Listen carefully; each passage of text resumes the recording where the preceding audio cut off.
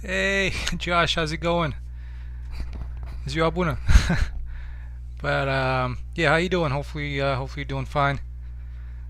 And welcome to the stream. Yeah, I'm today I'm planning on finishing this transition area of the cave, and so one of them is going to transition into um, well, so right now the exit is a little bit off. I just need to move it sideways a little bit, but it's going to transition into this area where the warehouse is. So warehouse and the mine entrance, and I plan on giving a couple of access points, so to speak. So one of them is going to go into here, into this level, which so basically, hopefully you can tell. So the cave comes through here, and so one of them is going to come into this area where the mine with the warehouse is, and then the other one is going to follow along, and it's going to open into kind of another transition level that's going to be connected to where the mansion is. So that's what I'm going to be doing today, and yeah, so it's going to be some more level design, and I've tested it yesterday with the character, and to for this is kind of a long ways to go from here to here, and just going through um, through the cave. I think it's kind of a long trek, so I might just combine that with an exterior environment a little bit.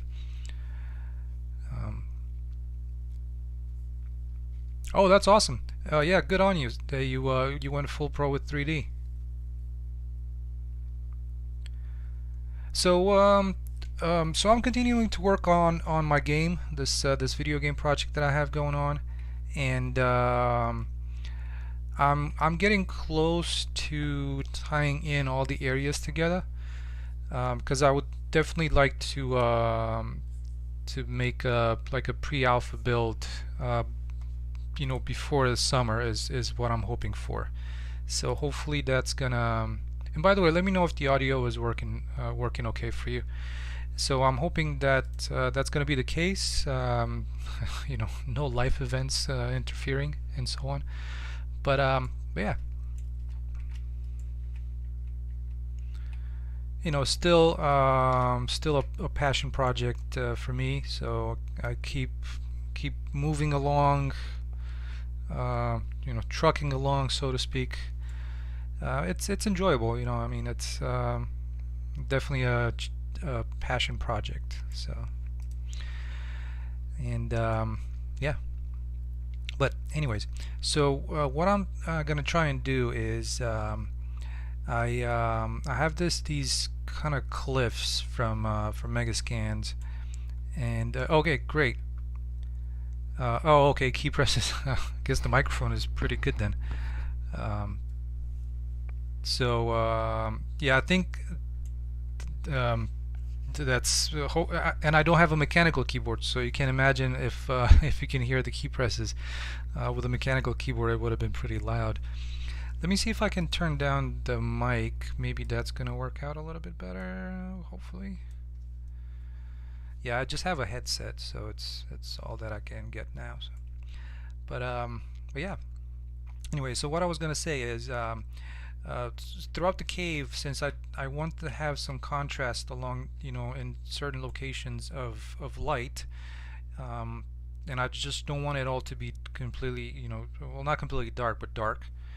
What I want to do is, so this cliff, this mesh that comes with from Megascans, I've actually found it pretty useful. Aside from exteriors, within the cave, it seems to work out pretty nicely because it's pretty angled.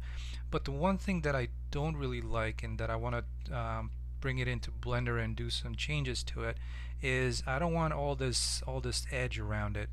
I want to be able to do some cutouts in it so the sun can shine through. So in my case, if you were to hide this, of course there wouldn't be that much light, but I want to have some kind of light coming through, some some holes in the mesh. So I'm gonna give that a try and see how that's gonna look.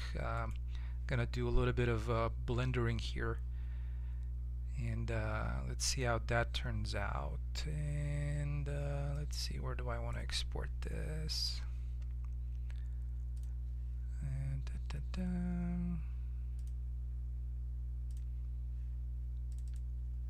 trying to figure out. I have a folder with just the exports. I think this might be it.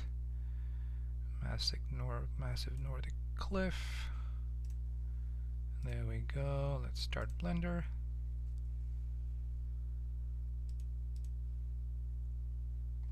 And bring that in. Hopefully it's gonna work out.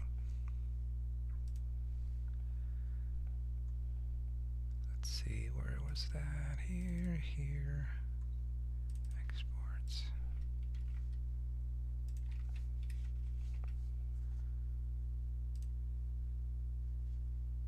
Let's filter by date. There we have it. And I'm actually gonna keep the collision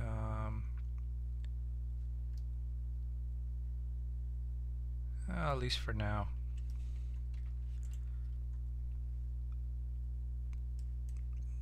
And this one got imported with all the LODs, so let's see which one's which. So LOD 0, LOD 1.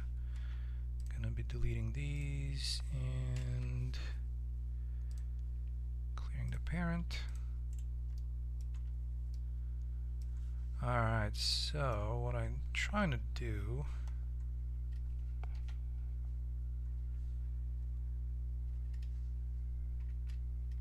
is adding, let's do a cube.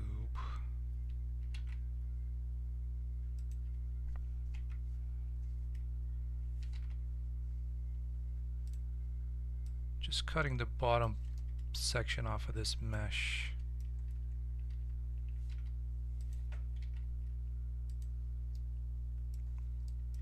So let's see, Control minus. So we have that cut off. Maybe we can bring it up a little more just to get rid of that little edge there. Alright, so we have some of the angles going on. Some of that. Alright, and the other thing that I want to do, I want to poke some holes through it to see how that would look. So I'm gonna add a cylinder. I don't think I need that many vertices. Let's do 12.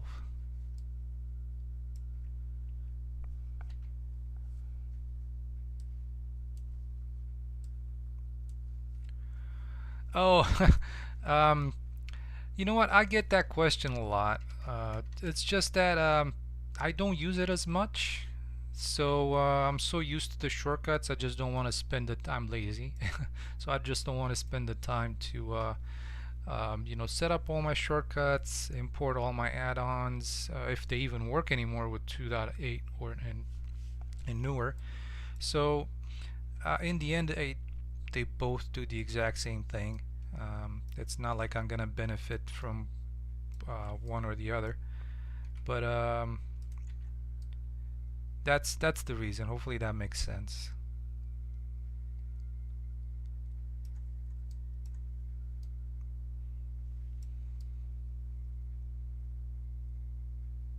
Alright, I'm not sure if that's too big.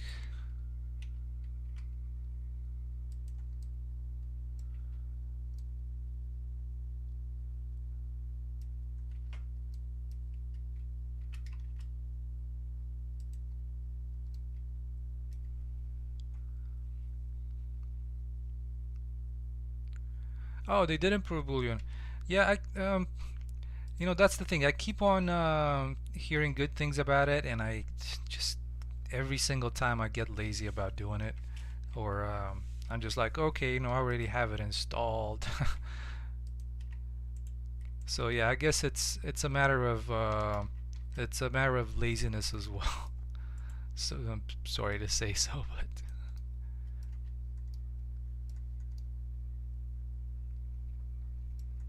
But now that you mentioned it, it's kind of like one of those things where you just need to get a little bit of a kick in the pants to just get on it.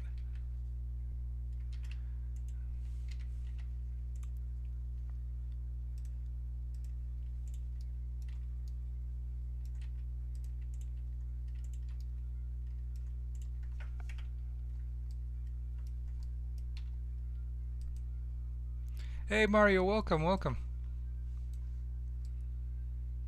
Thank you for stopping by.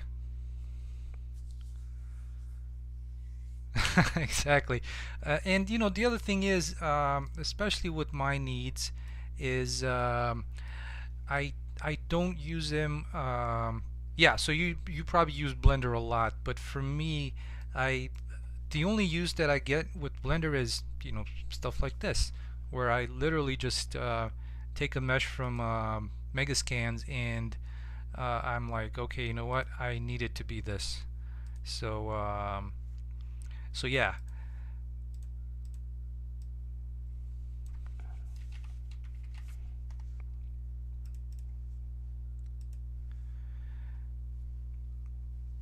Hey Mario, so I'm doing great. I'm doing great. Hopefully you're doing okay. It's it's really chilly over here. No, this is not 27 Celsius. It's 27 Fahrenheit. So it's actually pretty cold. Um, it's been very cold over here the past few days.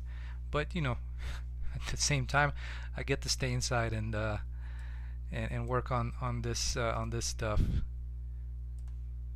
All right, let's see how this looks. If we get some sun coming through for this mesh here, hopefully so. But yeah, I was mentioning to Josh that I'm gonna try and get this transition area finished off today, and see how that's gonna turn out. Yeah, there we go. That's pretty neat. The only thing is, yeah, so there's like some of this light shining through. I kind of like it that way over there. Um, what I can do is I can try and scale this, kind of flip it sideways like so, and see. So I need to go up to where, to 5.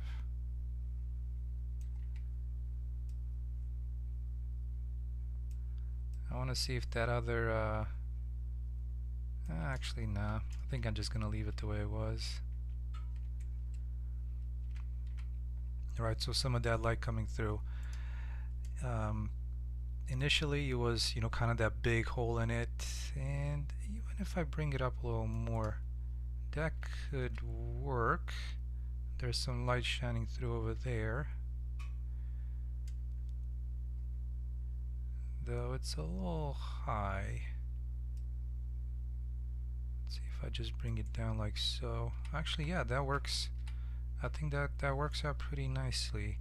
So I just need to I would need to dress this area up with some smaller stones or something like that. But yeah, there's this kind of light coming through, and I need to expand my post-process volume a little bit.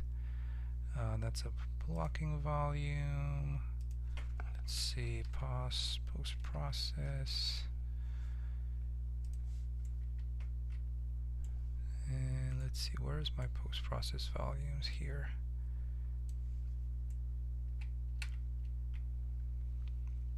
Yeah, sure. Go right ahead. Sometimes I can try and answer off-topic questions. They all depend on the off-topicness of it.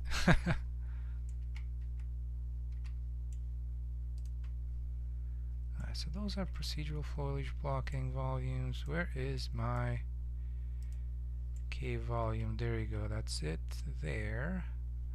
It's one of them.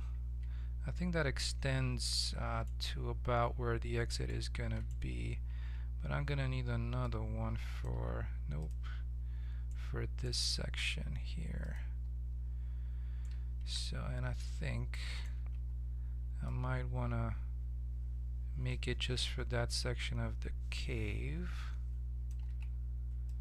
to here. And then the next one is going to be in this transition level.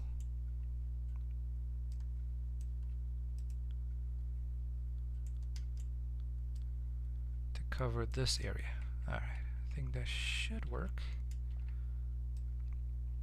Just need to position it.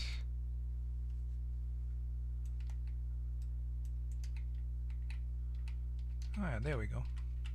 So we're inside it. Sweet. Alright, so now, since I'm using this one, and I think it's going to be pretty useful, it's got some nice shapes to it, and I'm going to try and use it on this side as well.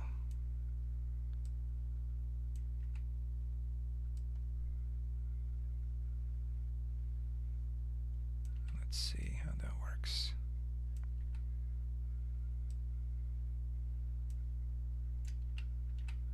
Also, hopefully it's not going to interfere with anything else on that area.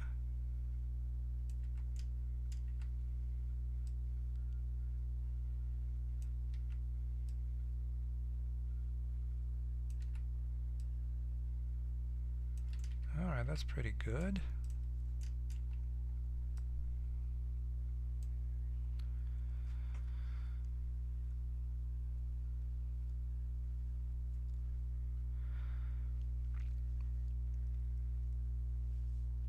That's a good question. To do a tutorial in Romanian, the it's tough because to my knowledge, I don't live in Romania, but I try to follow with game development stuff. I don't know if there is enough interest in game development in Romania. And unfortunately, and that's why I do my tutorials in English. Like everything that I do is in English, because in the end we do have a pretty good English-speaking population in Romania, I think, and so I think it might be, in all honesty, I think you might be better off doing it just broadening your audience as well and doing it in English, because I think there might just not be enough interest. Unfortunately, it is. It sounds a little sad, but to be honest with you, I don't think there's going to be enough interest. I wish there was, but we also don't have a lot of studios in Romania that are probably game development studios that actually do development and not QA testing, because I think a lot of QA is done in Romania, but not so much development, at least to my knowledge. So yeah, if I was to honestly answer it, I think you should do it in Romanian. I mean, in English. Sorry.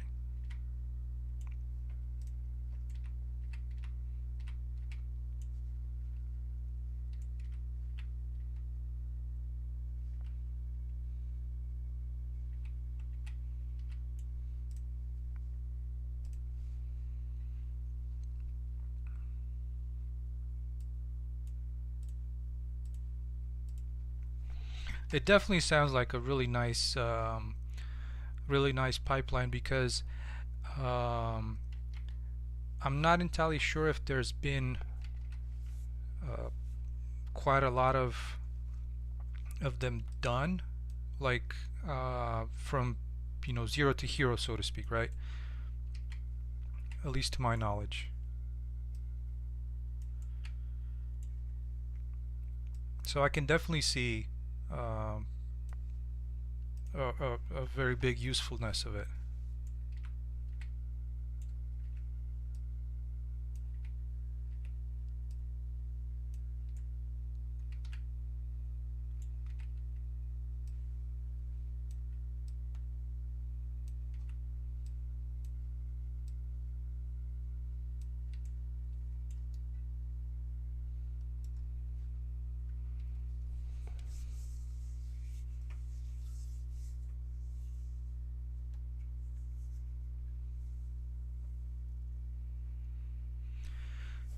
Yeah, and I'm also speaking from kind of the vision or like the mind of somebody that's older and has gone through school. I mean, and not to you know um, to complain about schooling, but um, it was slightly different type of schooling back when I went to school. Even though it was more forced or nothing, but um, it's I'm not sure if, but I mean, at the same time, if people play so many video games and movies, but so I think English is very popular. But yeah, if you think the audience could benefit from it, um, yeah, um, then I think it might be great. But I think a lot of these studios they already do it in English, so to me at least, the biggest problem is the terminology. I don't know it in Romanian. So if you do know it in Romanian, then great. But uh, yeah, if you were to tell me about something, I understand it better and I know what it is in English because that's the first time I learned about it was in English. So I could not tell you the equivalent of it in Romanian. And yeah, I guess it is what it is.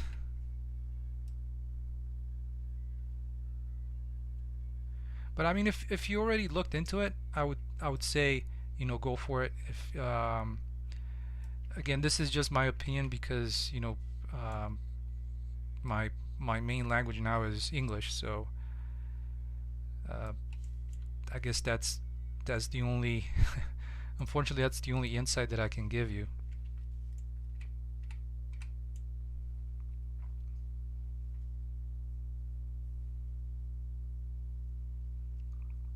Yeah, that one. Yeah, that's the thing. You might end up with having to use a lot of English words, right? So Mario, yes, your answer to my quick salad, yeah, they're all or the vast majority when it comes to these assets, the natural assets, especially rocks, are from Quixel. Sorry if I took a little bit to answer your question, but yeah.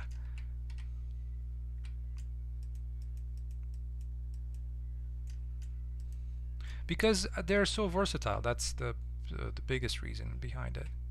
So that's why I find them so easy to use. And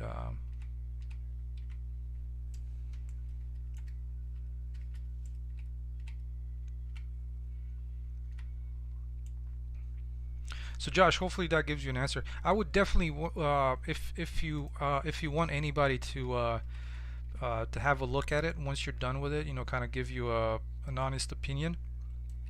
Um, Even though I'm not very familiar um, um, with ZBrush, but I can at least walk through it, and at the end of it, kind of give you some thoughts, if you'd like.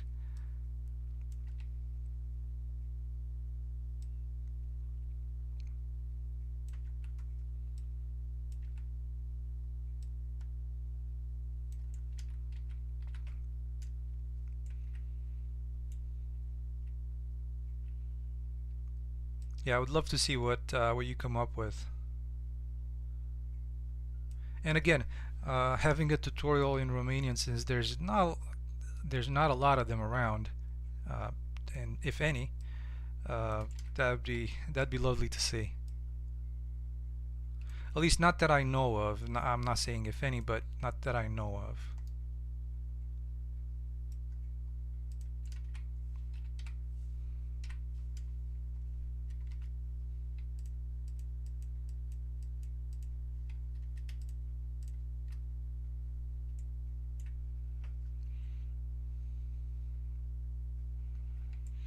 Oh, definitely, definitely. I mean, I totally hear you with that. It's you got to do it on your schedule as well.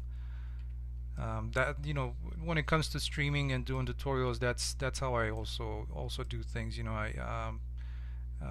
It's tough sometimes. I can't really do it every single week or every single weekend, you know, 'cause life. So um, it is what it is. You have to uh, you have other things going on as well, and especially when you don't get paid, you know, it's you kind of do it at your own pace.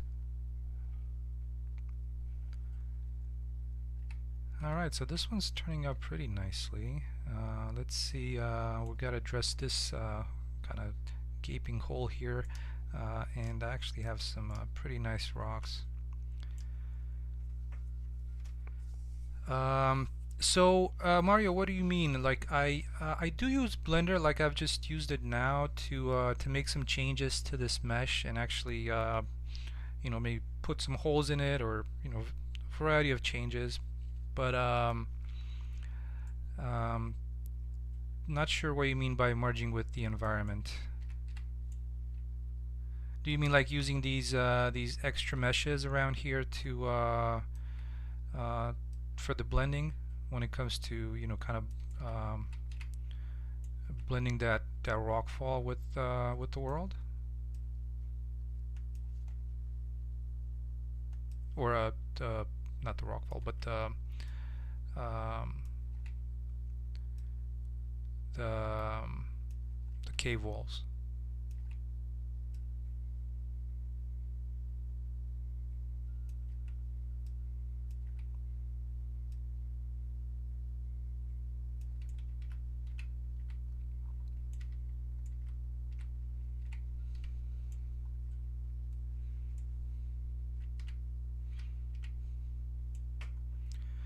Oh yeah, no, that's actually just a custom shader what that I did. So basically, um, I just made a simple shader that I only used normal for the detail of the mesh, and that's how I change the textures for it. You know, so this would be the same mesh as a cave, and then this is the same mesh over here, but for exterior, where you have like some mossy rock. Does that make sense? Or hopefully that helps answer your question.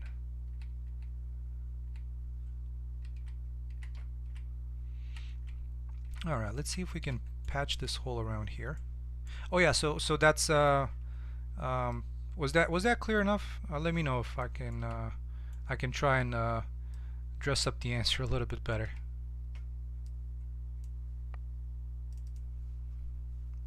Yeah, so basically this is just a simple shader that does a couple of, you know, you can blend it with the environment, you know, where you have those assets that sit on the ground, so they blend in with the texture with the using the runtime virtual textures. And you know, I can put a detail normal or the pixel depth offset, so they blend in with other meshes. Oh, awesome. Okay. Yeah, so let's see if we can kind of work this in here in kind of a decent way.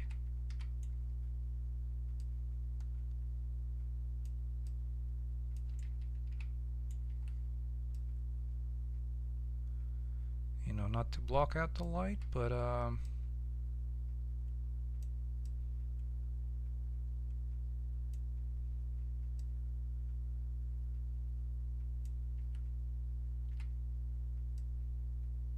hopefully. Yeah, I am Romanian, indeed.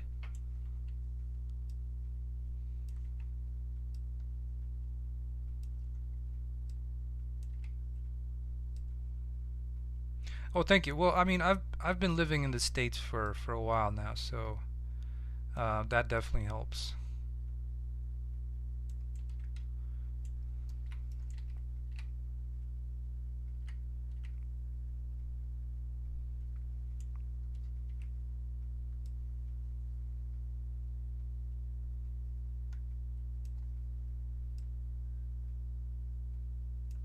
Hmm. Yes.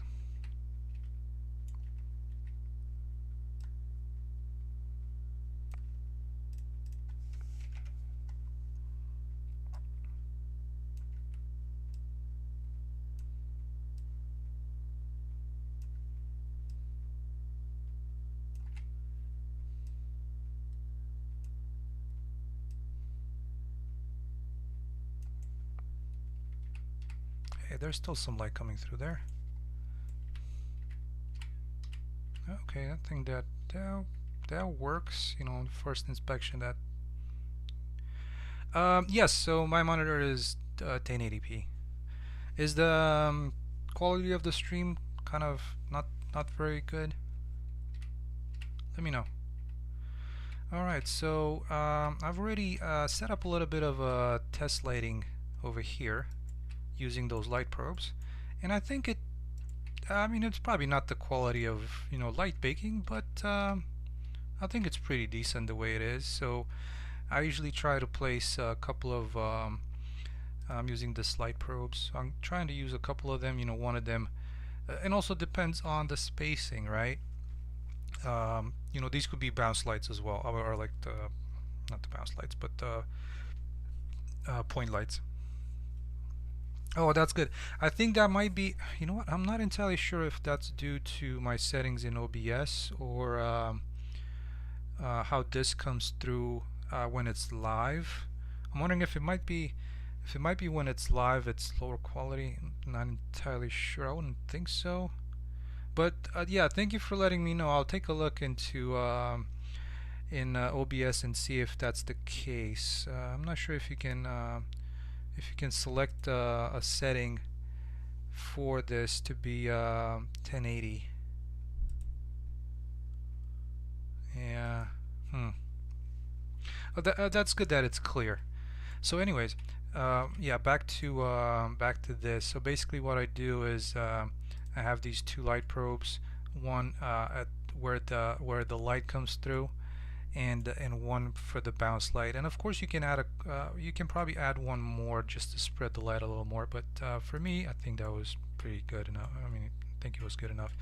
So let's try and do the same for, if I can, I'm not gonna lose myself in all these meshes. It should be over here somewhere. Where is it? Oh, right here. Okay. Getting a little lost in the cave. Alright, so let's jump into the light probes level, since these have to be on their own little level. And I'm going to place a light probe.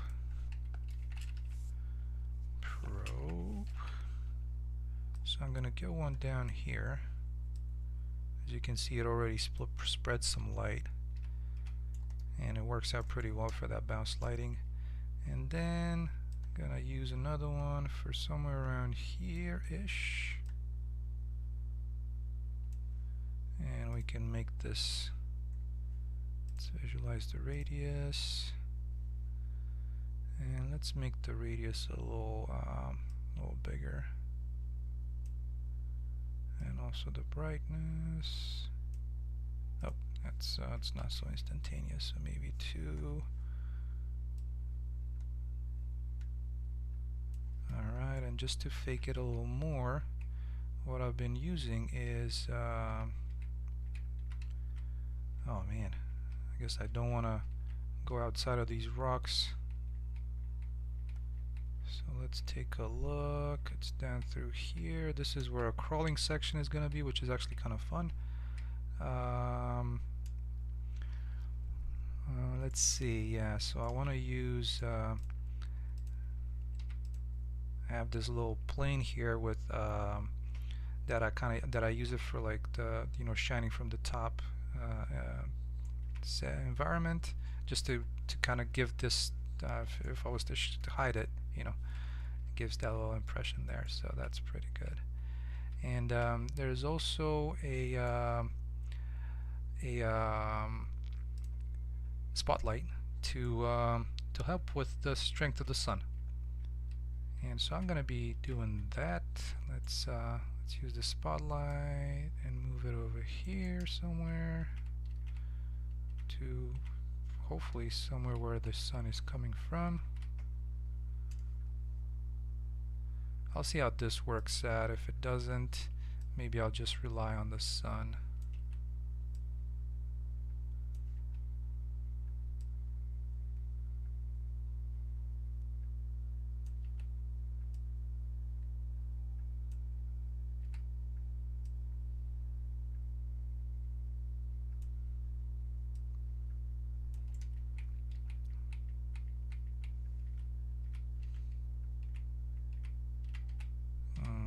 I'm not sure about that.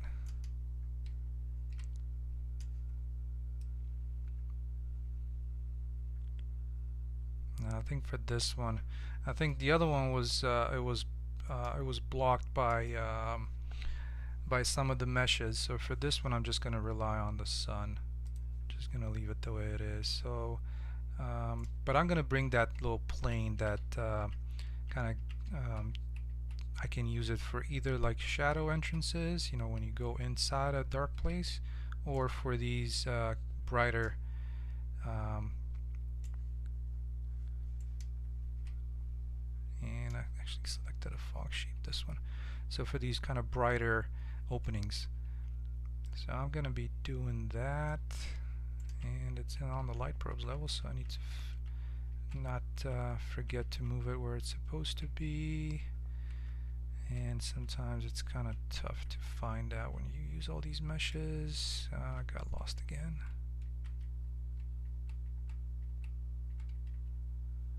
Alright, so I think it's over here. There we go.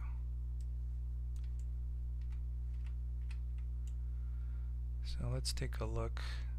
Nope, no, I want it.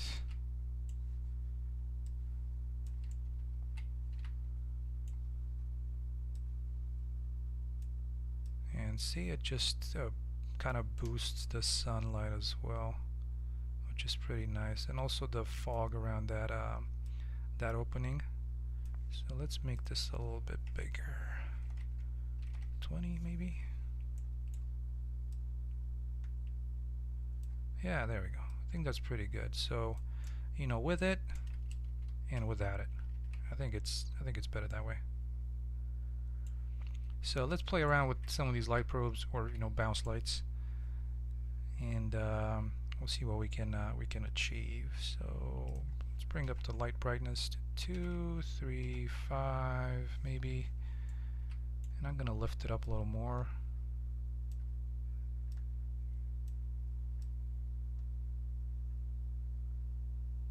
Alright, and what I might do is I'm probably going to use a second one. So this one has a smaller radius, but then I'm going to be doing a second one with let's double up the radius for this one. And the nice thing about these light probes is that if you look at the light complexity, they don't add anything to the scene. It's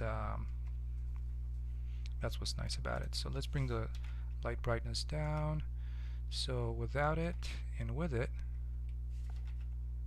there. I think that actually looks pretty decent.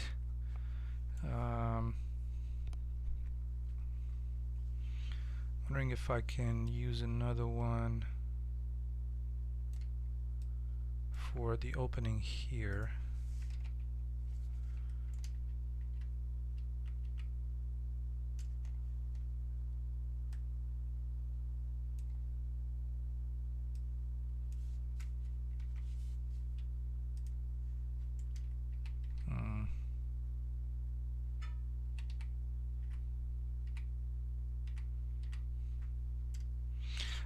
Maybe the brightness for this one could be a little lower, like that. And then this one, because I mean this one, it does add this extra little bit of lighting around here, and I think it's kind of okay.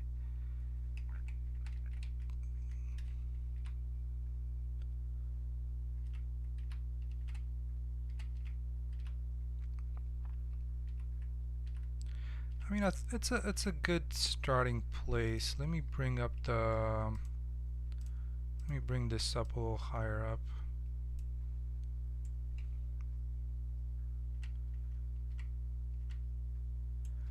So what is BCS Eversand soil? I'm not sure what BCS Eversand is.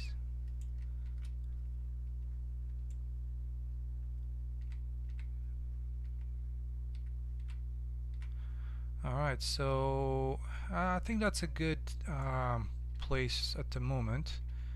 And so let's jump quickly into game and see. First I want to actually move this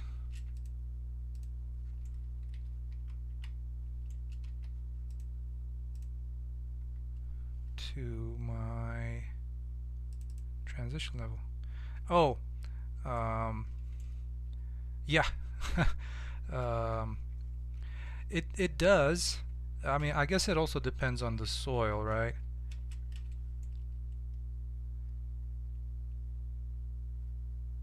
Okay, so that's in the right level. Yes, I want to play an editor.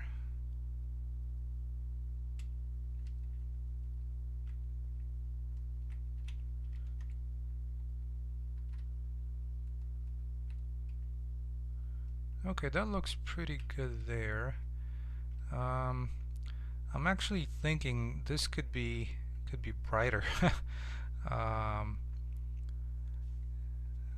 to be honest with you, I think it needs to spread out a little more.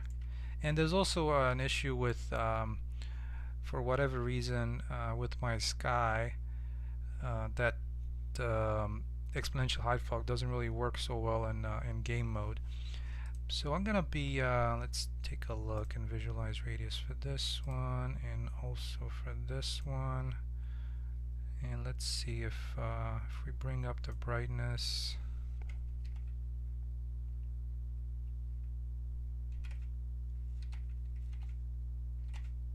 Yeah, I think that might be good there. Maybe a 1.5 right in between. And this smaller one, let's see, 5 might be good. Yeah, I think that should be good there. Let's bring this to 15. I think that's way too much.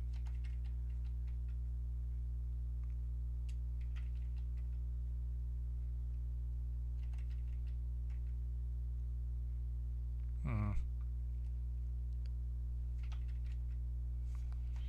think that's good there. I'm definitely I don't want to spend too much time on this. You know, hopefully with Unreal 5, we'll get some help with Lumen. But then again, I don't have any guarantees that my project is going to migrate to Unreal 5. You know, very easily, and that's one of my fears. So we'll you know, I'll see when Unreal 5 comes in as a working release and not just alpha. So hopefully I'll be able to benefit from Lumen, but I guess we'll see. We'll see when that happens. Okay, so let's finish off this this entrance here. I might just remove this because I have this in here, so I'm going to be using this one for the ceiling because it's a I really love this shape.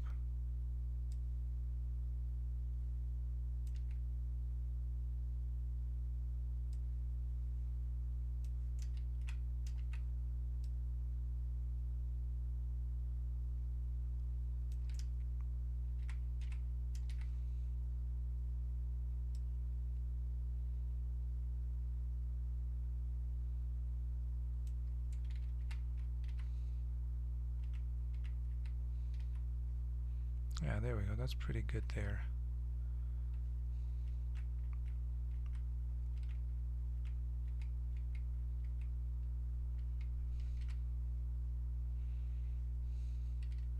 Alright, I'm just gonna, I need to patch that that opening up real quick. This granite cliff should come right in handy.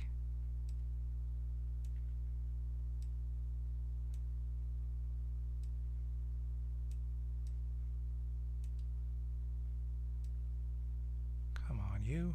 There it is.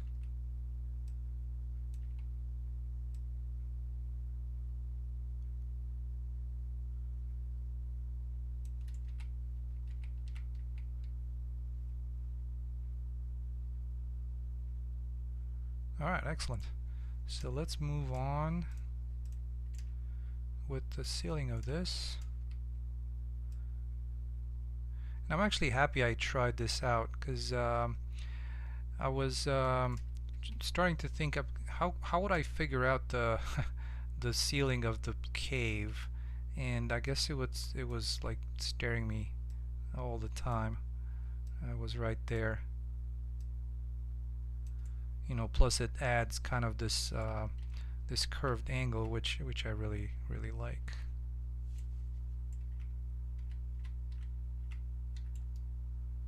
There we go. So I think that's pretty decent. There's this kind of like fall off rocks down here. Of course, one of the things that I've done this in a previous stream was looking at the this terrain material or terrain texture, and while I definitely like it, it's very easy for it to see the tiling in it, just because it's not, when it was scanned, it was a great scan, but you know, this line is just kind of going through, and it's not perfect. But I'm gonna try and see if I have a couple of I have one other layer in here that I'm wondering how it might work to break that up. I'm not entirely sure, but we'll give it a try.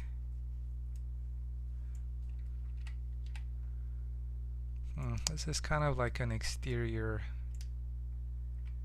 area, and so far, you know, I've been using some of these meshes to break that up, and you know they work out, but and actually you can bump the scale of it up quite a bit before it you know, it loses the textile density. So this one, you know, it would work to break up that line, which is great, but you know, I'd wish I wouldn't have to. So I'm probably gonna dig for another one of these these kind of rocky soil. I also don't want to reduce the tiling of it. Right now it's so let's see, it's this texture here. So unfortunately, this, if this was kind of continued all the way to this end here, that would have been great, and that actually gives me a thought of, let's see about Mixer. Maybe we can do something in Mixer to break that up. And because I haven't used Mixer in a little bit, and it's always fun to do, and hopefully we can get some something that tiles a little bit better. And oh my god, I gotta sign in. 1 second. Yes, I want to sign in with Epic Games.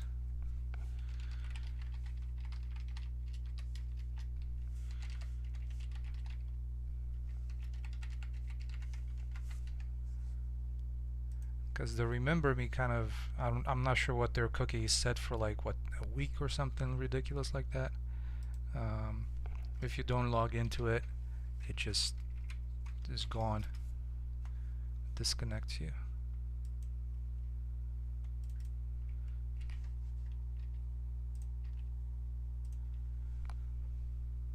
Alright, so almost there. No, I do not want a new version right now. And let's create a new project, and this is gonna be rocky ground maybe. Alright, and a new mix. Rock ground 1.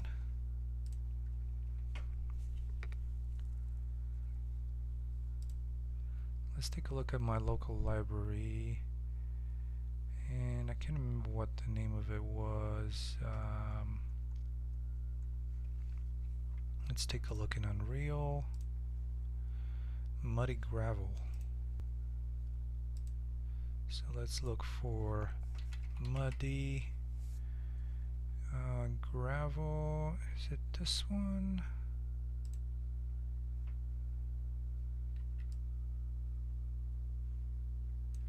It's not this one, but this one looks actually really nice.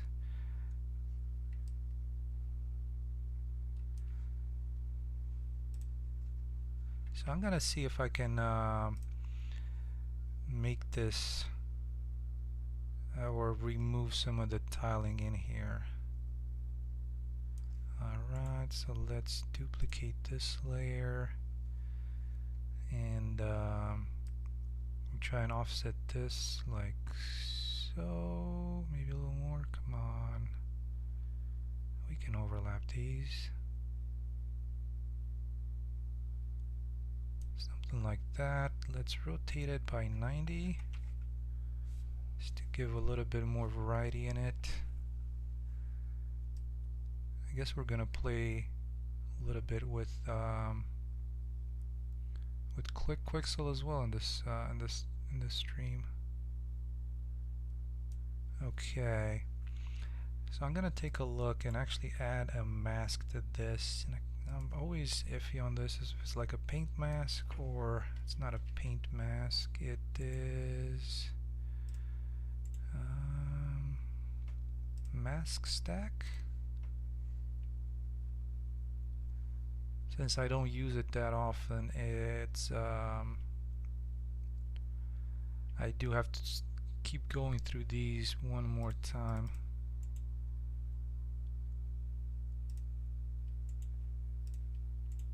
So I think it might be a paint mask.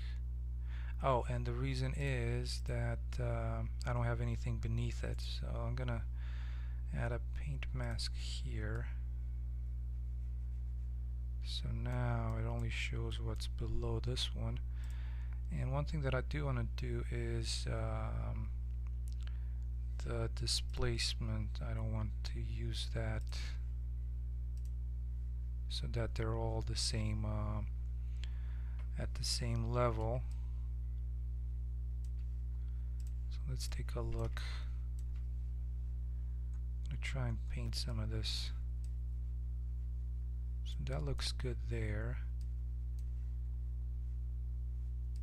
But here I want to probably extract that out of there, just like this.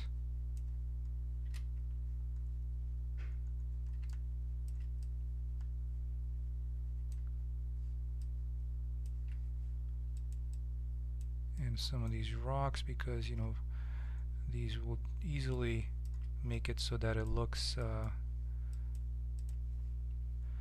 you know, you'll notice the tiling. So that definitely looks a little bit better. I'm gonna duplicate this layer and add a paint mask to this one as well, and try to move this, offset this a little bit, just like that. Remove some of these rocks.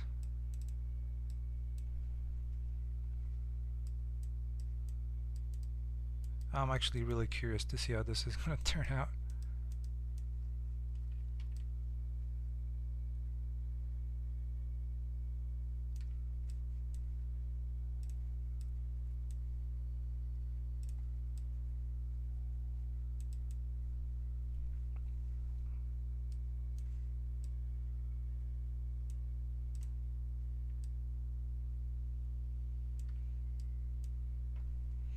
Okay, well, this was one attempt, so let's take a look and do a quick export, and hopefully I can find out where these are exported. And did my export, I guess there it is, plaster 1. Not sure why they call plaster 1, but I'm gonna call this rock ground maybe. Alright, so export to disk. Hoping it wasn't at 256 or 256. Let's take a look. So where did we export it? To G.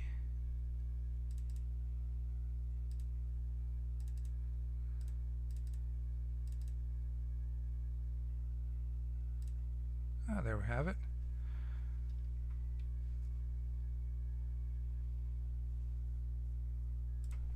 Alright, so the one thing that I'm not entirely sure why this one was exported as an EXR for whatever reason.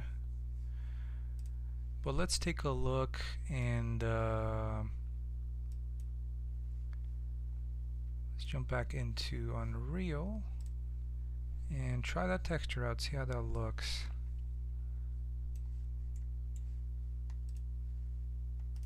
So we have this muddy gravel,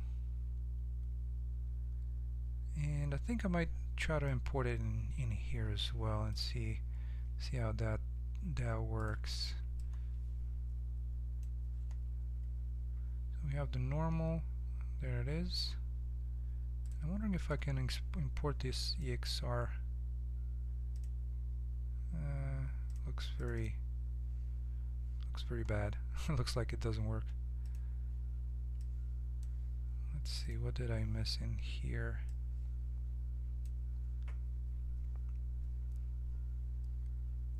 Layers.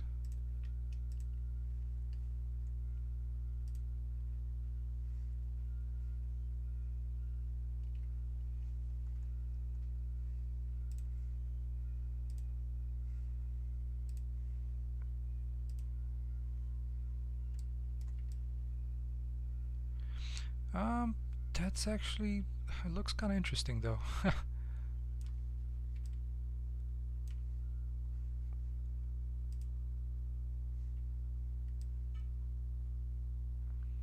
But since I'm using the displacement mostly just for the weight blending between the layers, I'm not gonna worry about it too much. I can just keep this one. So I'm more concerned about the color and the normal.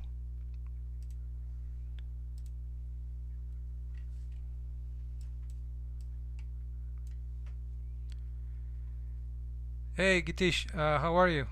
Goff, hey, welcome to the stream, everybody. Oh, thank you. I'm glad you like it.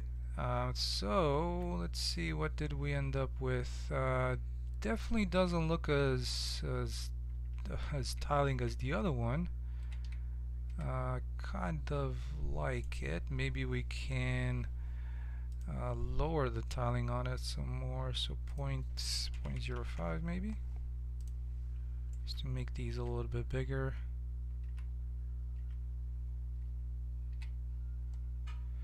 That's kind of okay-ish.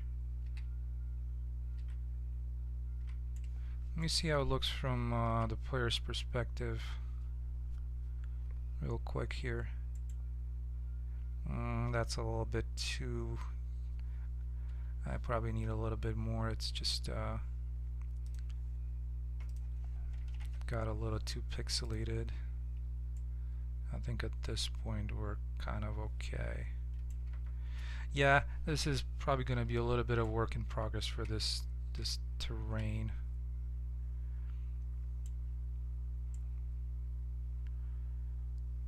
I do kind of like it, but at the same time it's one of those love-hate relationships at this point.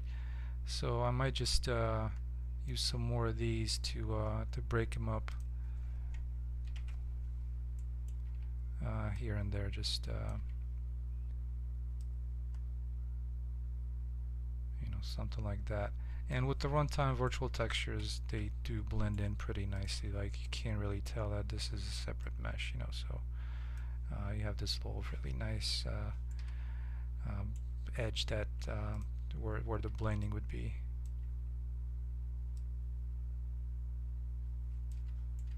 So yeah, I'll keep digging. It's probably not worth, you know, just spending too much time on this terrain at the moment. One thing that I might want to do is maybe make it a little bit darker. Let's take a look.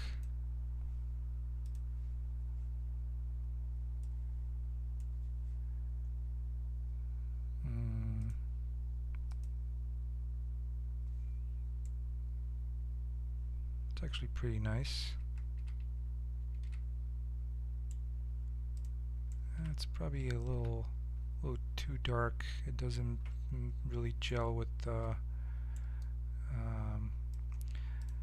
rest of these. Let's see, did I also change something for the... Oh yeah, I guess this one was also changed a little bit. So maybe we can make these to make them fit a little bit better. And then the terrain.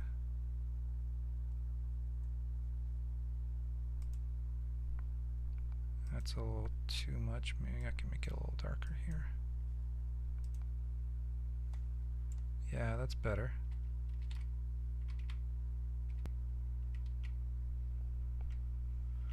Alright, yeah, that blends in quite a bit better than before, I would think.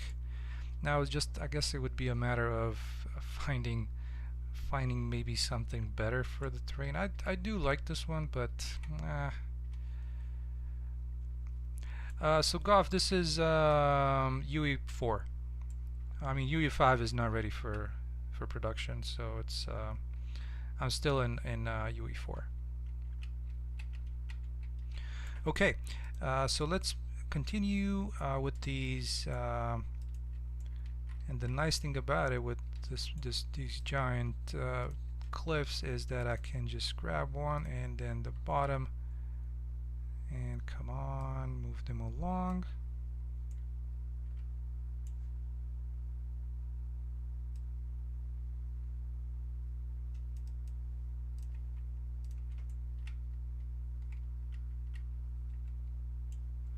And continue on with the walls. And to think of it, I was struggling before with just that vertical cliff. That wasn't I mean, it was working, but not in the greatest way. And now that we have some more sun shining through, I'm wondering if I should let this opening here happen, or if I should close it up.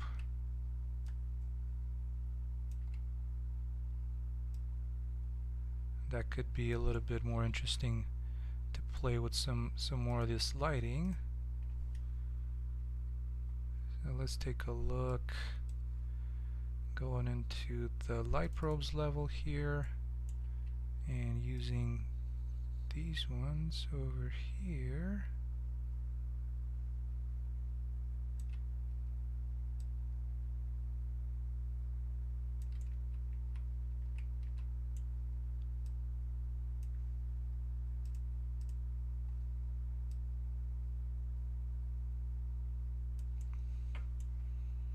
Though I'm wondering why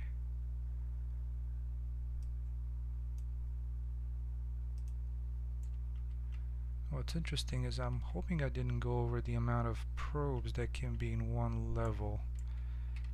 So in that case, so there's a limit to how many probes you can have. That's the only disadvantage.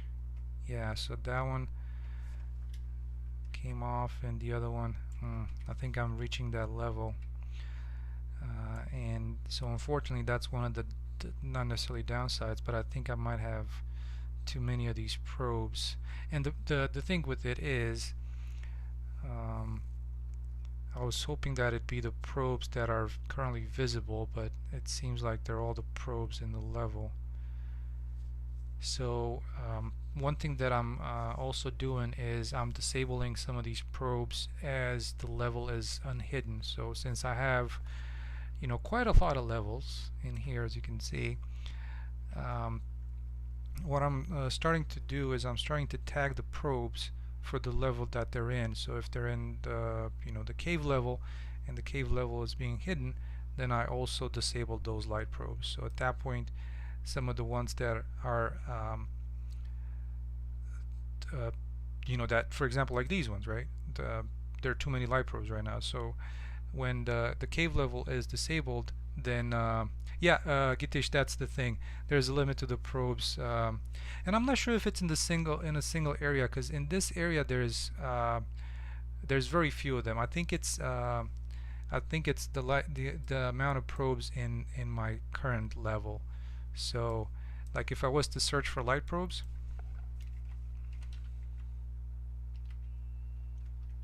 I think I might have gone 128, and I think that might be the limit, to be honest with you. I need to take a look at the developer's documentation, but I know there was a limit to how many you can have.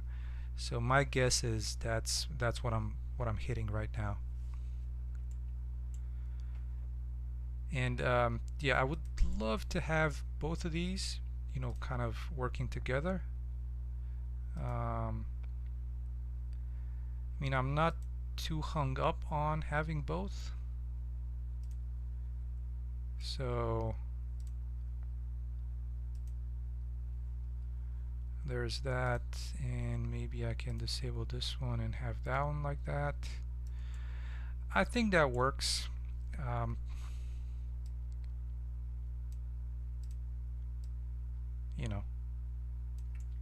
Now there's like two light points, that one and this one coming through here.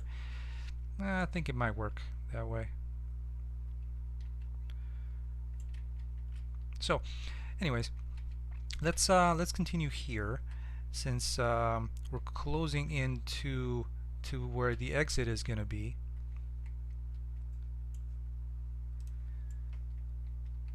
And I want to think about where I want to place my so at this point, this is where my transition level starts once you climb out of this little opening here, and and you get into this open cave location, where it gives you the two possibilities of either going into the level with the warehouse or going towards the level with the mansion. So at this point, I want to think about where I want to make my I'm probably going to place him somewhere around here, the where I'm going to unload the cave level, or not unload, but hide the cave level, and unhide the, in this case, in this direction, the warehouse level. And then in this direction is going to be, there's actually going to be a small transition level here that's going to join the cave level, the cave transition level, to the mansion. So basically, at some point along this, where this one's going to be, I'm going to unload this transition level, this cave transition level. So basically each one of the levels has a transition level, or depending on the level, there might be two.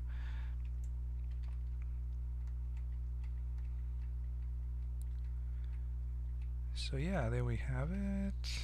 That looks pretty decent. So let's finish off some of this kind of the contact with the ground assets, which are the ones that are fun to do, but they take time, unfortunately. So let's add some more in here.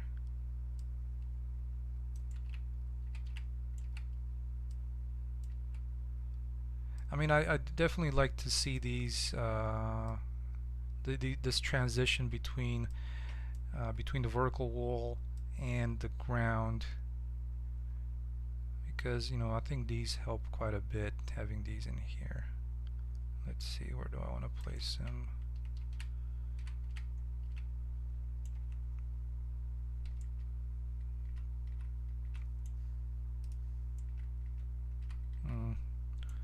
That's kind of okay-ish there. I might need to sculpt the terrain a little bit. that's quite all right.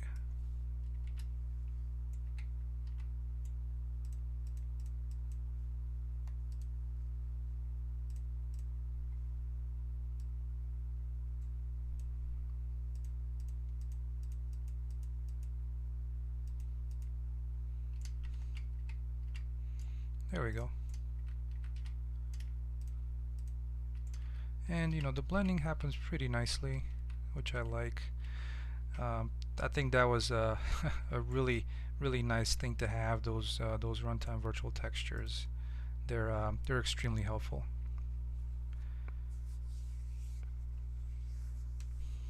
Well, so I just use the native blueprint nodes. I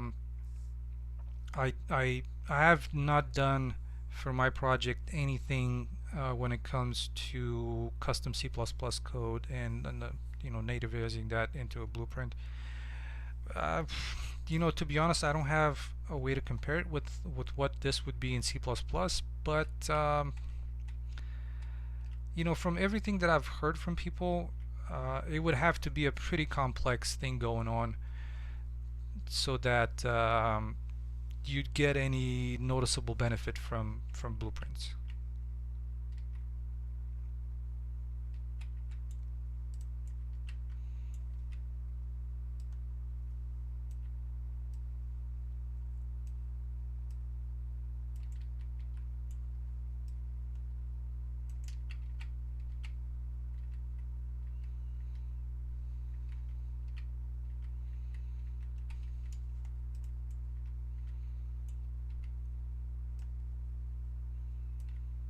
But again, myself, I have not tested how effective that is.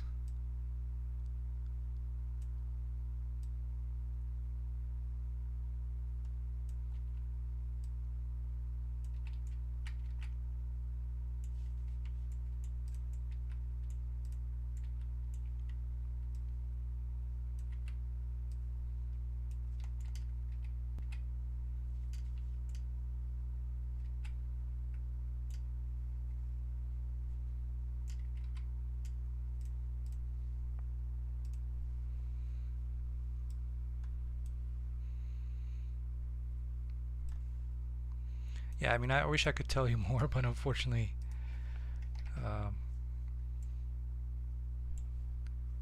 I don't know.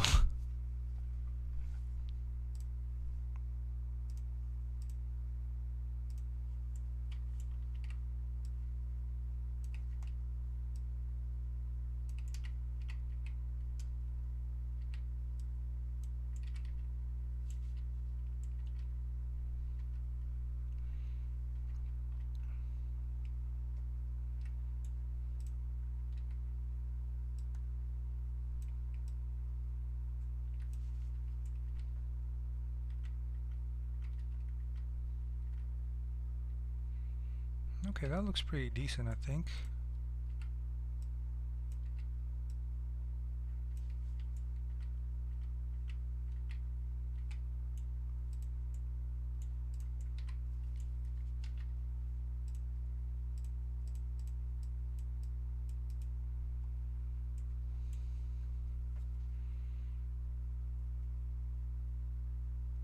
Oh yeah, no worries. I actually have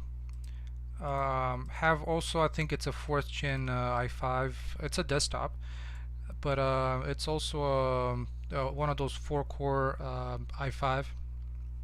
So I think we might be in a similar ballpark when it comes to that. But um, I mean, so far I'm very happy with the performance. I have no complaints. I do have a 1070.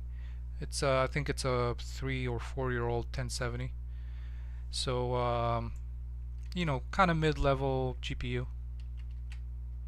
And like I said, I'm very happy with the performance.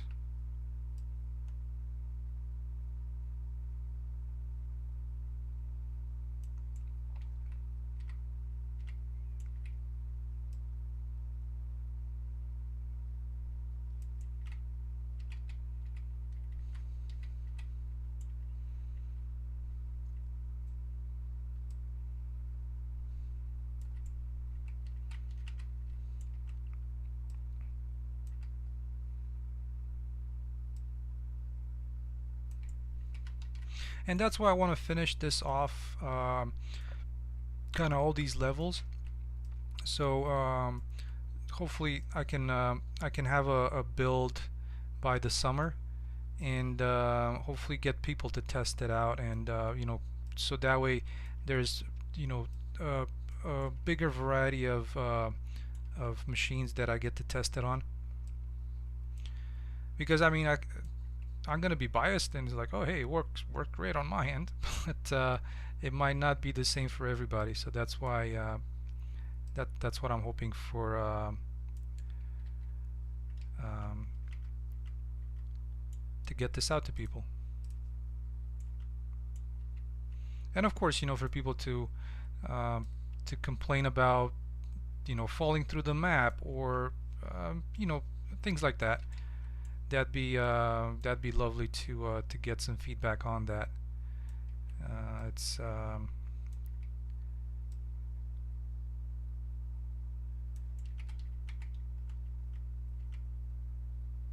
it's always good to have, I think.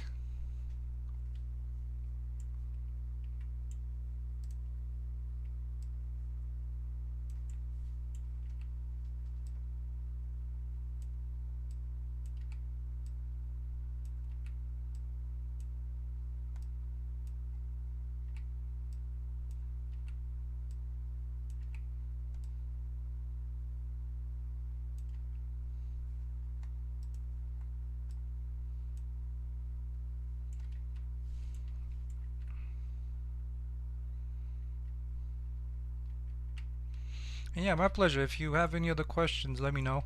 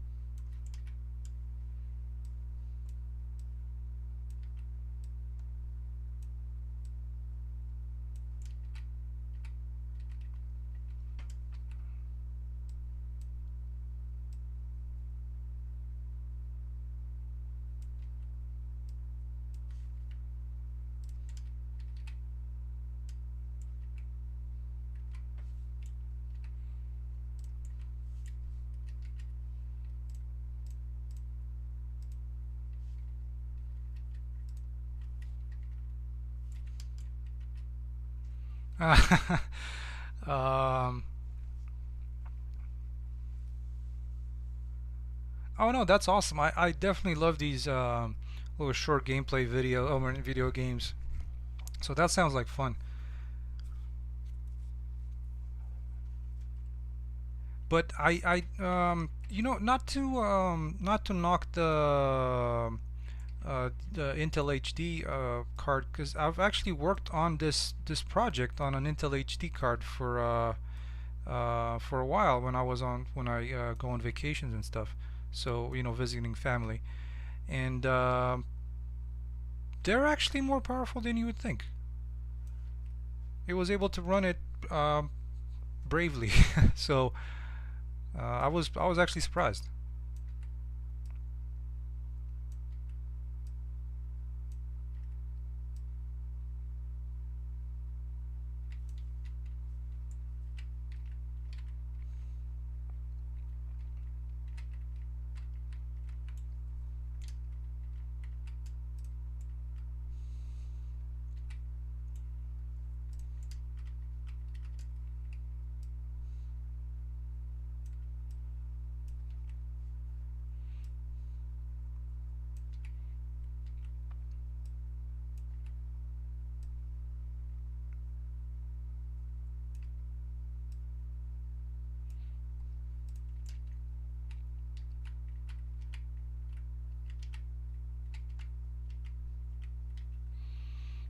Alright, so now I'm using this little flat little section here, and I'm trying to figure out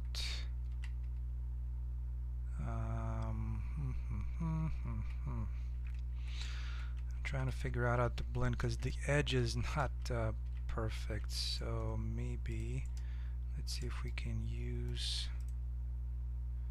So I'm gonna try and kind of get close to where the exit is gonna be. Let's turn that out and flip it over. 170, 75, 180. That's about where I want it.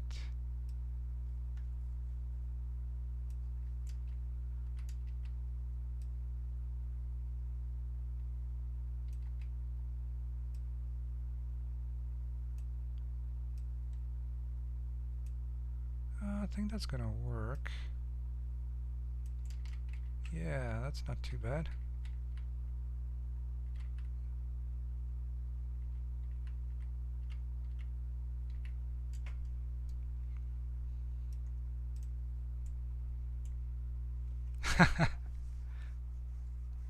Oh, that's nice. Well, so that's to my knowledge, the shader compilation relies on your GPU or on your CPU. So um, if you have a 4-core CPU, you might be doing it just as quickly as I'm doing it. And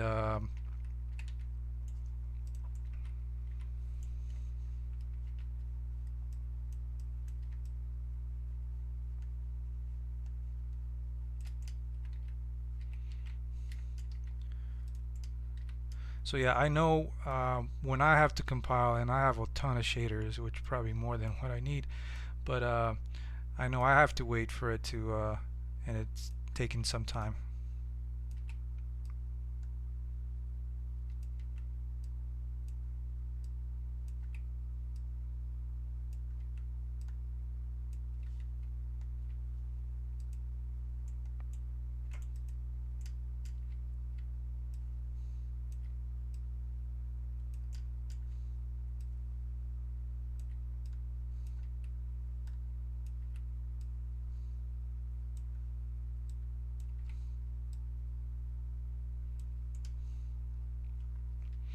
Alright, so now just to dress it up a little bit, I'm gonna try and use a few of these bigger rocks here, these Nordic beach rocks. They're pretty nice, and I'm hoping that I can, let's see, I have a couple of them that are pretty nice. One of them is gonna be this one, so let's bump this up to maybe 3. There it is, and apply the proper material to it so it looks like the rest.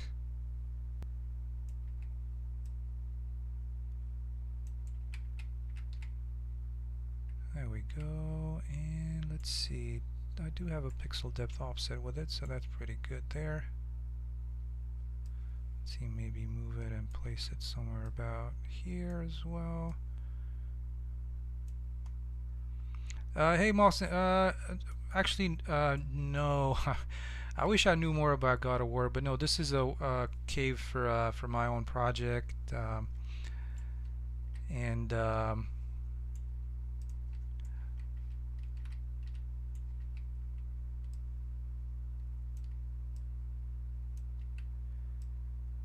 yeah, I definitely wish it could be in the God of War quality level, but thank you, yeah. I'm glad you like it. It's definitely a lot of fun to make these.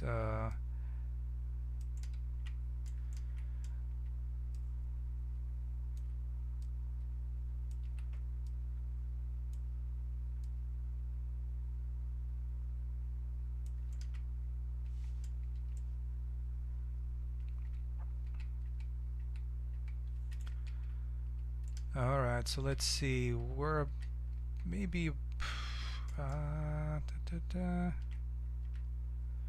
I'm thinking maybe about here, since the player can't see. Maybe I need another little piece of wall there. Yeah, let's extend this out a little more. I know it's a bit of a pain, but I just need to block the player's entire view. And actually, let's change this up. I'm gonna change this because it looks a little bit like reflected here. You know, like you have this little stalagmite, I always mistake them, and then this one coming up and this little thing coming up, so they look a little bit too much the same. So I'm gonna use I have two of these, and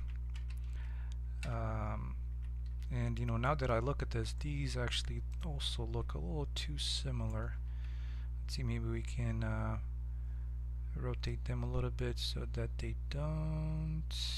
And let's see, how do we want to spin them around, like so? Yeah, that work. I think that's gonna work for that. And yeah, that looks pretty decent. So I'm going to grab one of my other, there's two cleave meshes, like these massive Nordic cliff meshes, and this one I'm gonna try and use that for this opening here. This one also looks pretty nice, and it's a little bit more of a vertical type of mesh, and I think it should work out pretty decently over here. Though the only thing about it is that I'm gonna need to move these back. So let's tighten this up a little bit. Let's kind of bring them in like so. And then this one here, I'm gonna be covering it with one of these.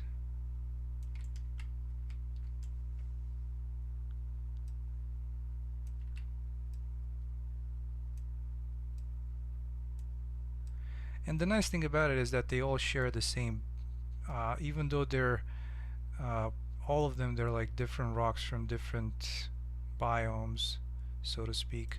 They all share the same base color. So, you know, in the end, it looks like they're from the same family. Okay, how do I want to place this? Make it a little bit more dramatic. That's good right there. Let's make it 1.5 times bigger. Yeah, that fits. That fits. I think that fits in pretty well. It's only this little side here, because I have the one with no base. There. Okay, so that's good there, and maybe we can place something underneath, just on that corner there.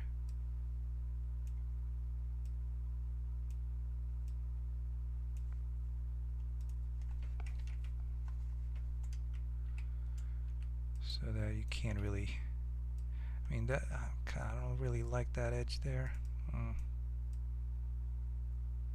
Let's see, maybe we can trick it with this piece.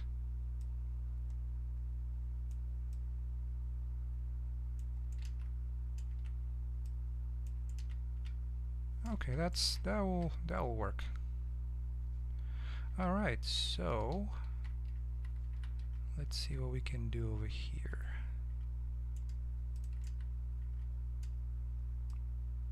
Try and sink that under the ground. There's kind of this lip of this cliff mesh. Maybe tighten it up a little bit, like so. And we might just need to use one more piece over here. There. Alright, so by the time you're out here, let's see, did I curve it in too much? I think I might have. Let's actually extend it, just make it a little straighter.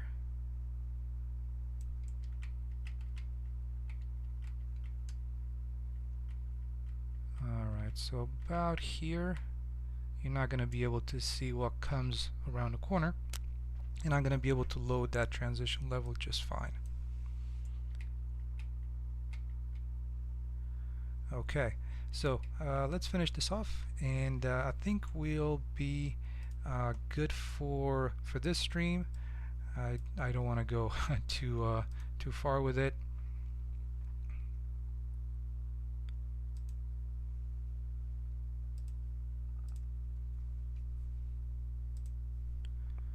Okay, so let's finish that off. We'll just use some more of these. These are so nice.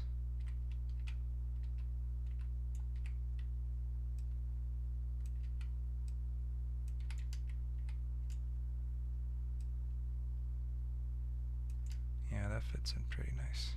Okay, I'm gonna try and use one on this side.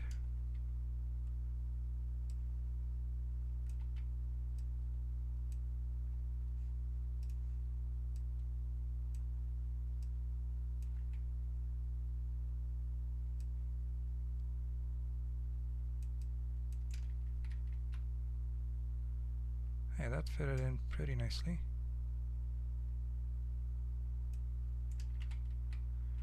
Okay, that's good. I'm happy with that. So I'm going to extend this terrain a little bit more because I have to. I'm going to add a couple of more sections here if possible. It's sometimes odd that I was able to add it earlier and delete them, but now I can't. This is so stupid.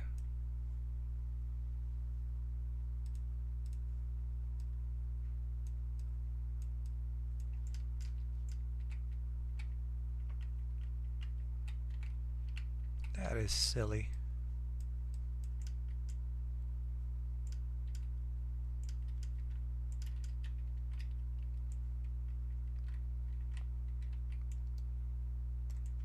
Well, maybe by the time it gets there, I can use the terrain in the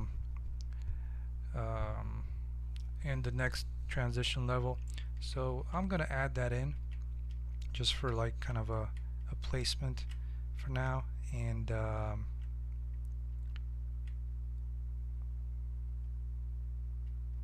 we'll take a quick look at what I'm hoping to do with it. Alright, so in my levels, let's add not existing now. Create new, and it's going to be an empty level. And this one is going to be called Cave to Mansion Level. Okay, so now let's add a terrain in here.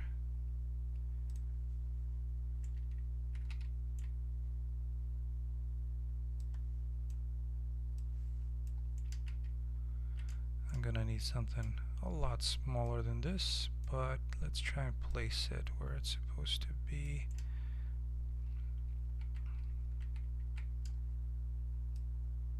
I think right about there should be good enough.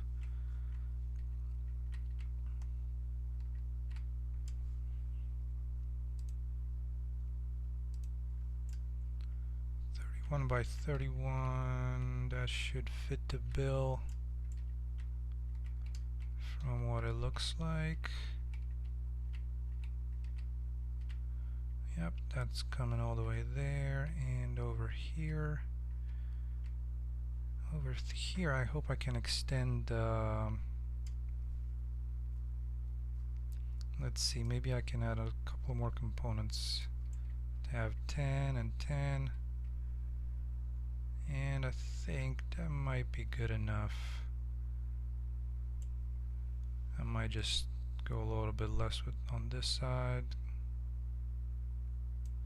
Let's try for that.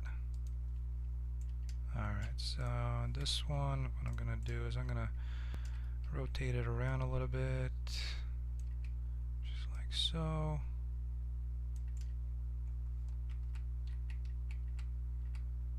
And I think that might just work. Lift it up a little bit. Not too bad, not too bad. And this one works out pretty good for kind of the cave entrance. And then the way this connects to it, that's good. Into the mansion area. Okay, well that actually works out pretty nice. So the plan for this one's going to be actually quite a small it's not going to be, it's going to be a small level. And what I'm hoping to do with it is this is going to be kind of on a kind of on two levels. So basically, the way this one is going to be, it's going to be a little bit like a ridge. So sculpt, basically what I'm trying to do with it. This one's going to be sculpted down like so. And this one, this end is going to be sculpted up.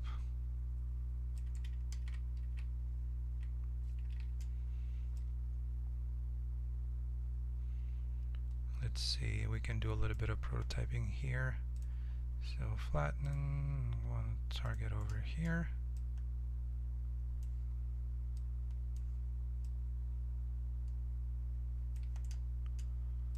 I might be able to delete some of those over there.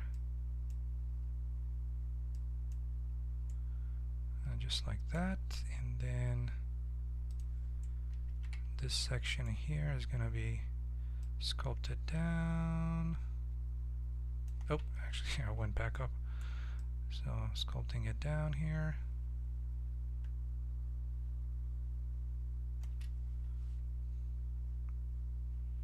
So let's flatten this area now. Oh, that's a little too aggressive.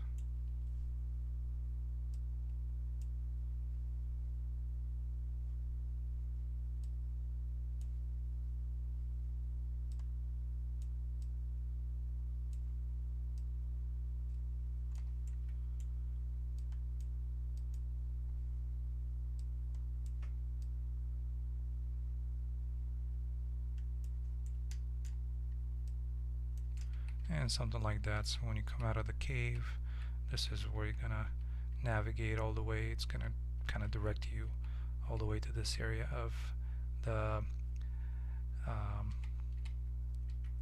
mansion area. I mean mansion level. So yeah, let me finish this off before I end the stream here real quick, and you know, place a couple of the cliff meshes around here just to give it a nice you know, just not, you know, not the terrain, but just kind of just dressing it up a little bit. Okay, so let's sculpt this out. Actually, I want to flatten it, and target is going to be here. So that way, that's kind of where you enter through here. So Moxon, this is for a this is a video game project I'm working on, but so yeah, it's a personal video game project, and you know, hopefully it'll work out, and I definitely enjoy streaming, and whenever I can, you know, getting people involved, and you know, hopefully you know, people get to try out the alpha build. Hoping to get it out in the next few months or so, and that's why I'm focusing on the on finishing up all these linkage areas, so so to have them ready. But thank you for asking. Yeah.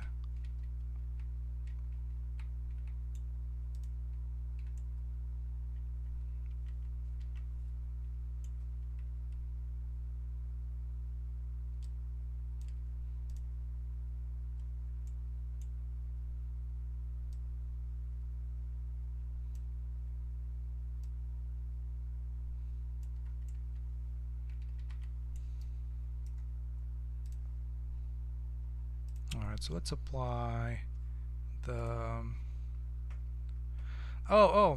yeah, that's good. That's good. That's good that I'm glad that that people got some use out of those tutorials. Unfortunately, I haven't been, as you can see, I haven't been using CryEngine in a while, and I mean, it's it works out for me. It's I'm very happy with the move.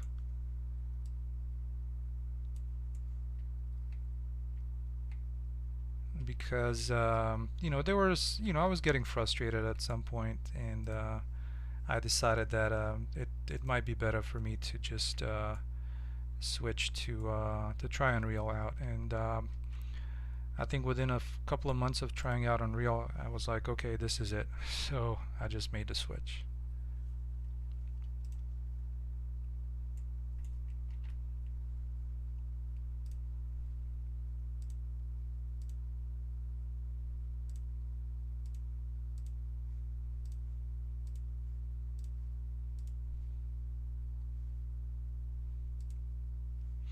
Yeah, I mean it's I definitely like CryEngine as well. It's they're just um, so far behind, and they just keep falling farther behind, unfortunately. So um, you know what? Sort of. I have to be honest with you. I'm quite happy with the way it does. That I can't remember what the GI solution from them was. It works out pretty nicely. I'm still excuse me. I'm still curious to see how Lumen is gonna look like. I mean, it's right around the corner, so I guess we'll find out soon-ish. But yeah, hopefully that their solution works out well enough. Um, but yeah, that's the reason that I decided to try something else. To me, it wasn't so much as, oh, it's got great dynamic lighting.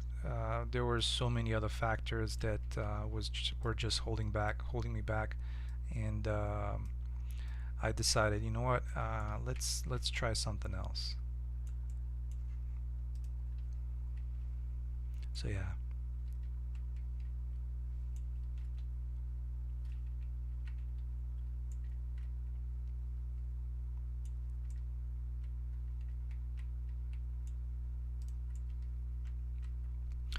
All right, so getting close to hopefully finishing off this area here.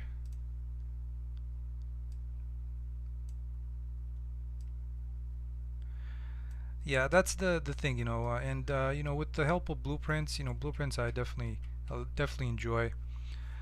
Um,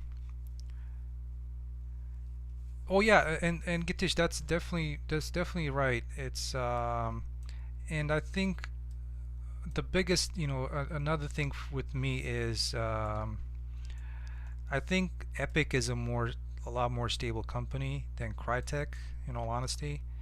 Um, so I don't want to risk it, you know.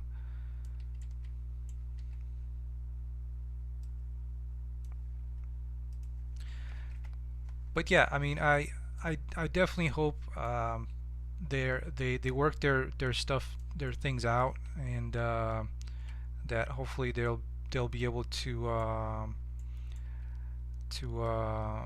bring CryEngine up, and have it work as people hope, you know.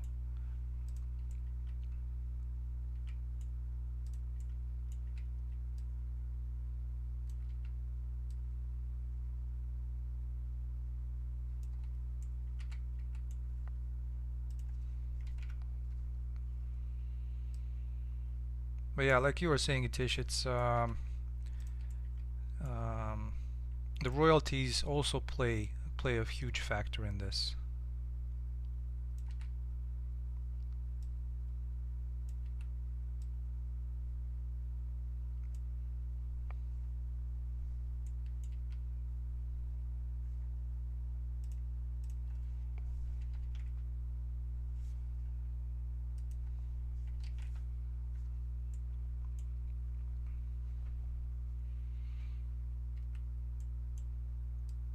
Yeah, that part I don't know either.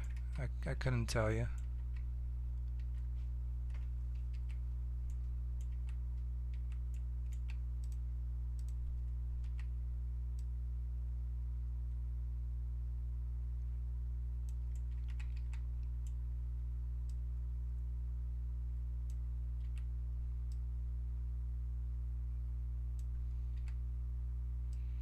Alright, so I'm trying to just kind of work out this cave entrance here with these meshes. Hopefully I end up getting them to work.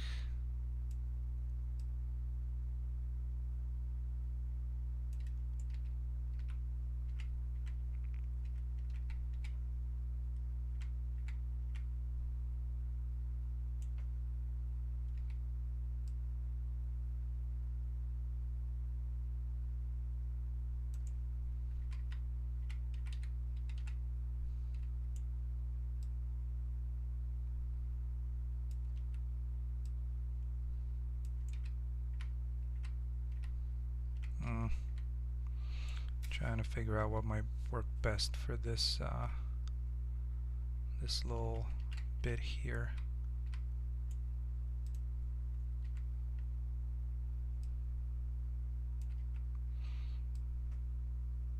Well, I mean, they have a lot of money. That's the, you know, in the end, and they got some, I think, pretty decent management as well.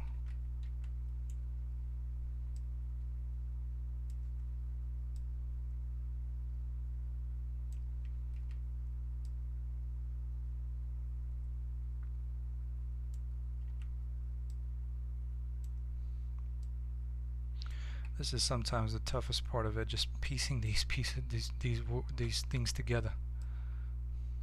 Yes, so these are all Megascans Cliff.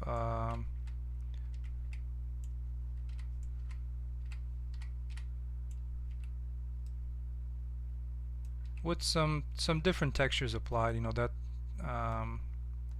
sometimes there it might be a little bit difficult to tell, but I'm not sure what can I use here. Let's try this one.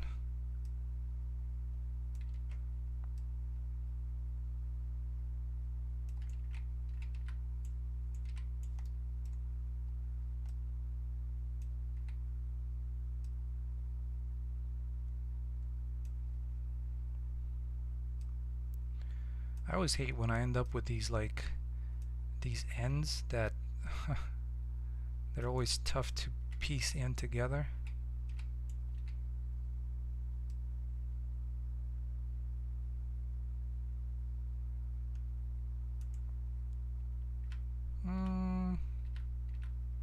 That actually could, I think that's passable, to be completely honest with you. Let's see if we can also make it so that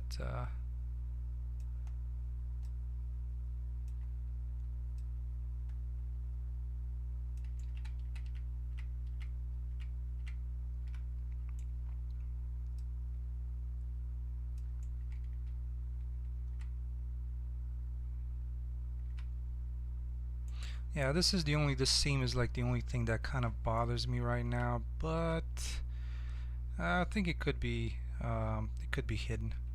So those wireframes are actually it's kind of interesting. They're the radius for the light probes. We were talking earlier about the light probes. Those are the radius for those. So if I select one of those, you'll see this is one of the light probes. And I need to tone them down a little bit because like the render distance, I don't need it to be 10,000. I can bring that down quite a lot. But I'm gonna do that for all of them at the same time. Okay, so this one actually is looking pretty decent now. So let's try and put this in with this one here, so we get rid of that edge. Maybe we need to make this a little bit bigger. 6. Oh, nope.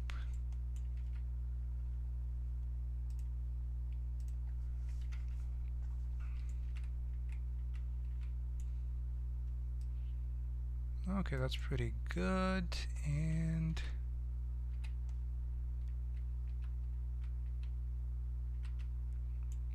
maybe we can move it back some more.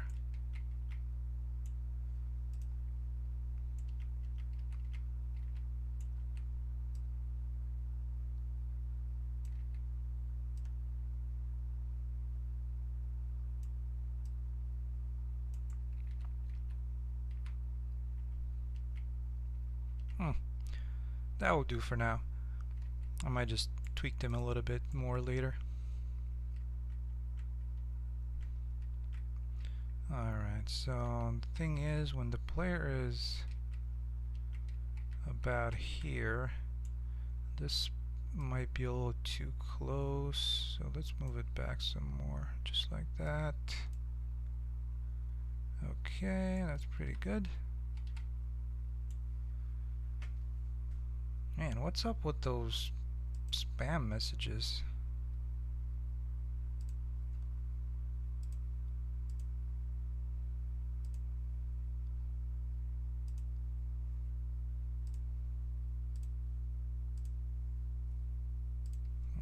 Anyways, alright, so let's take a look. One thing that I keep on saying, I'm gonna be done, but there's like one more thing. I want to take a quick look at and add some of these water meshes here.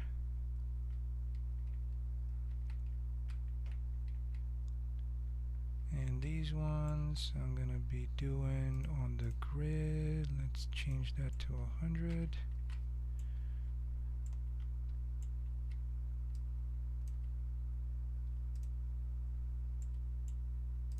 Alright, so I need to jump into my surrounding levels. Where is that? At surrounding level. There we go. So this one.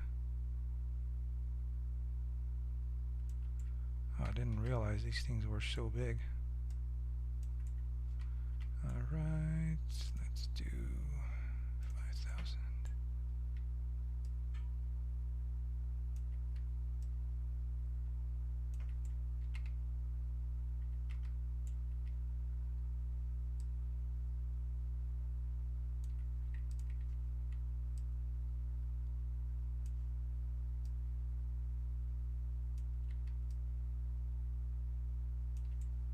Alright, so that way we have a little bit of water going around here. And maybe in the next stream we'll play a little bit with getting this this water to you know, to do a little bit of what I want to do is I want to paint it a little bit. You know, paint some of the foam like so around these edges, and maybe place a couple of like small islands or something to break it up a little bit more, just like so. There we go.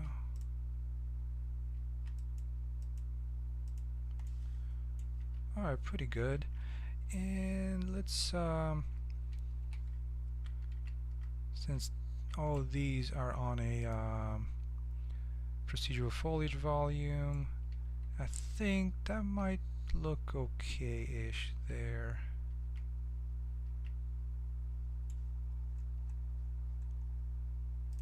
See, this is the surrounding trees that are placed in the distance, and maybe we can bump up. I'm wondering if it's because of the angle that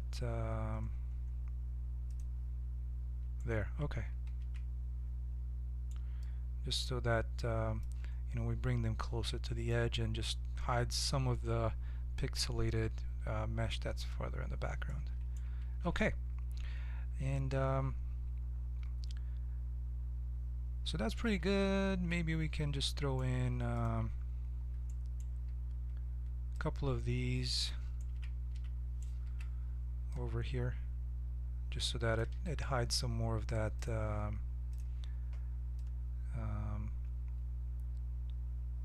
of the pixelated areas around the edge of that mesh.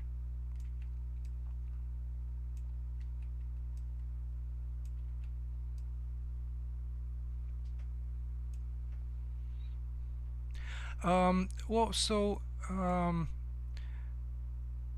I am in if you're asking about the wireframes, like if for these, yeah, you can disable them. I just, you know, you can just do it so you don't visualize the radius. Um, that's how I would do it.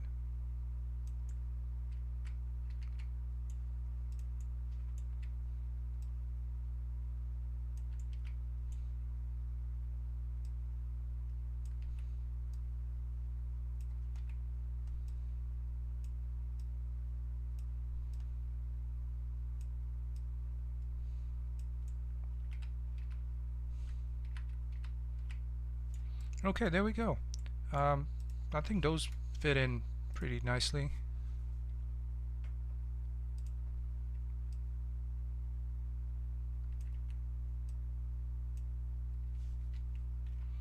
Just as the edge, you can't really tell.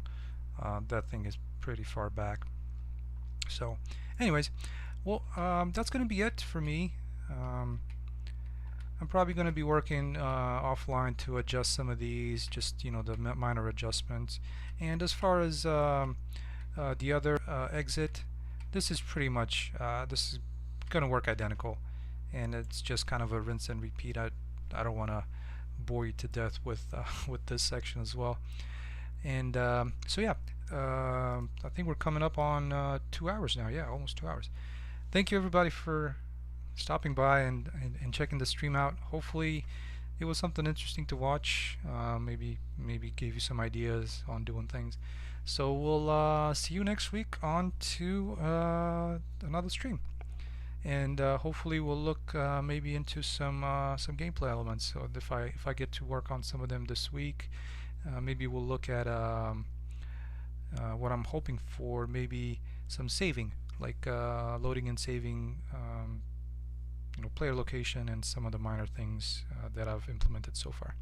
Yeah, Gatish, thank you so much for stopping by, and thank you for your time. That's very appreciated.